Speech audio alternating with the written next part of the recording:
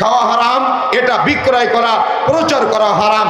সকাল 8টা থেকে রাত্রি 10টা পর্যন্ত যত মানুষ আপনার দোকান থেকে সিগারেট ক্রয় করে খাবে, প্রত্যেক ব্যক্তির একটা করে পাপের ভাগ আপনার আমলনামায় লিপিবদ্ধ হবে।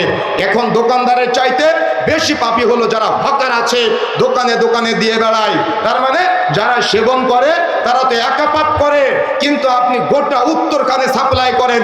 যত মানুষ আপনার মাধ্যমে এই নেশা জাতীয় দ্রব্য সেবন করবে, প্রত্যেক ব্যক্তির একটা করে পাপের ভাগ আপনার আমলনামায় লিপিবদ্ধ হবে।